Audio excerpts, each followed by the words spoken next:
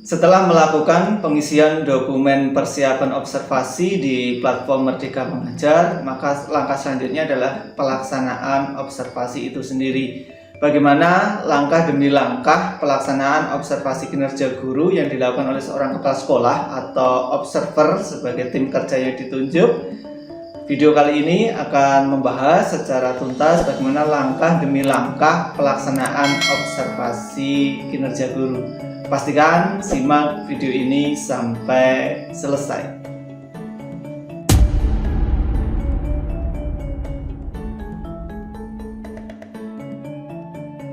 Kementerian Pendidikan dan Kebudayaan, Riset dan Teknologi sudah merilis penjelasan mengenai rangkaian tahap pelaksanaan kinerja ya. Informasi resmi ini bisa diakses di portal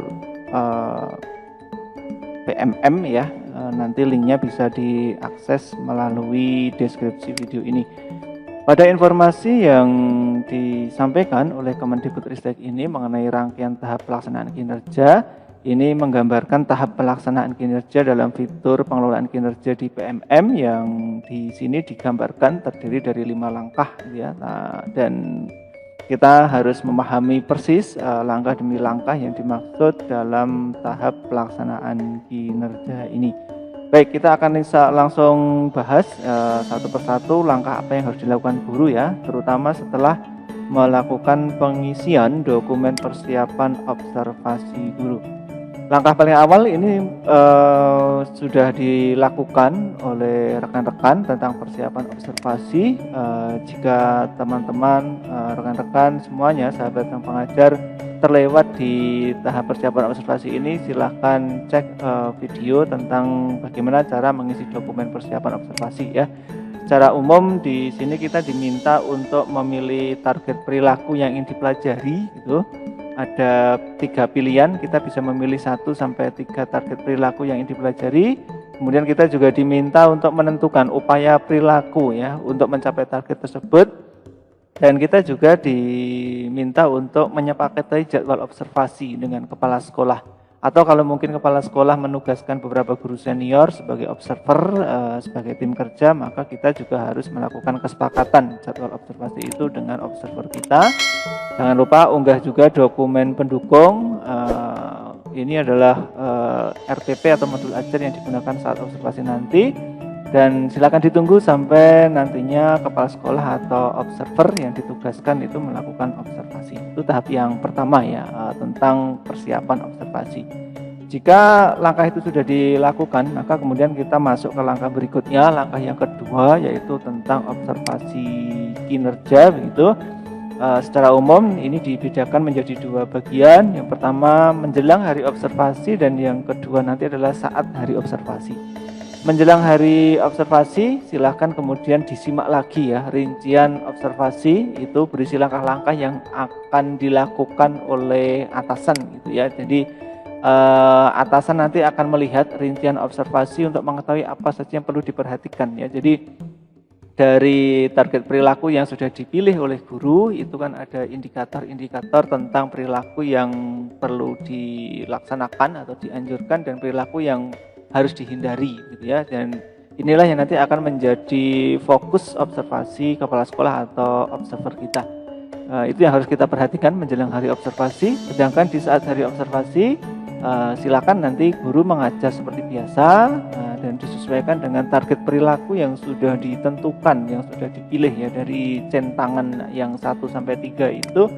Kira-kira bagaimana pelaksanaannya itu harusnya muncul di saat pelaksanaan pembelajaran. Nah, di sini kemudian nanti kepala sekolah dapat mengobservasi sambil mengisi rubrik observasi kelas di PMM. Bisa langsung mengisi di PMM, bisa juga dengan lembar observasi ya, lembar bantu ya berupa lembar cetak. Nah, rekan-rekan bisa mengunduh form observasi ya, formulir A, formulir B, formulir C, formulir D. Silakan unduh yang disertakan di deskripsi video ini juga. Kemudian setelah observasi selesai, maka kita masuk langkah yang ketiga yaitu diskusi tindak lanjut begitu. Di bagian ini antara guru yang diobservasi dengan observer nanti duduk bersama. Jangan lupa didokumentasikan ya setiap tahapannya tadi. ketika duduk bersama di tahap tindak lanjut ini, ya, di tahap diskusi tindak lanjut ini, maka guru bersama observer mencari tahu hasil penilaian observasinya, kemudian silakan guru yang diobservasi menceritakan tantangan yang dihadapi ketika mengajar atau ketika praktik pembelajaran. Kemudian tentukan juga tujuan dari diskusi tindak lanjut itu nanti seperti apa tindak lanjutnya, tujuannya dalam rangka untuk meningkatkan kualitas pembelajaran. Nanti ini diisikan di formulir C, ya. Silakan di-download dulu untuk formulirnya untuk biar lebih jelas. Kemudian tidak lupa tentukan juga tindak lanjut itu akan dilakukan kapan, ya, kapan upaya tindak lanjut akan dilakukan, dan kira-kira dukungan apa yang dibutuhkan untuk melakukan upaya tindak lanjut tersebut.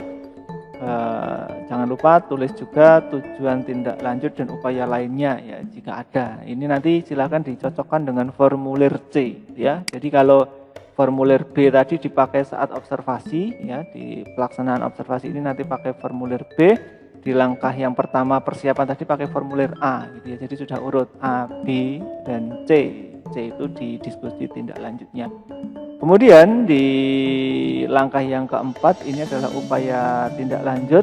Dari rencana tindak lanjut yang sudah disusun di formulir C itu silakan dilakukan upaya tindak lanjut yang telah dipilih untuk menerapkan hasil diskusi antara guru dengan observer, ya, bisa kepala sekolah ataupun tim kerja.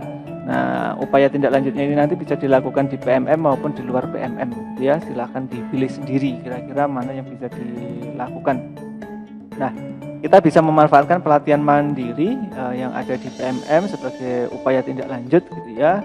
Dan tidak harus sampai selesai, beda dengan dulu yang dituntut sampai mengumpulkan aksi nyata. Kalau ini tidak, ya, karena fokus utamanya adalah untuk kemajuan dalam melaksanakan proses pembelajaran. Jadi sekali lagi, salah satu bentuk tindak lanjut yang dipilih itu adalah mengikuti pelatihan mandiri di PMM, tapi tidak harus sampai mengumpulkan aksi nyata hingga mendapatkan sertifikat.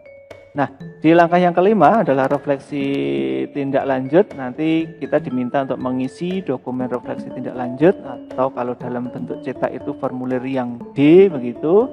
Silakan diisi, lakukan refleksi bersama kepala sekolah ataupun observer, gitu.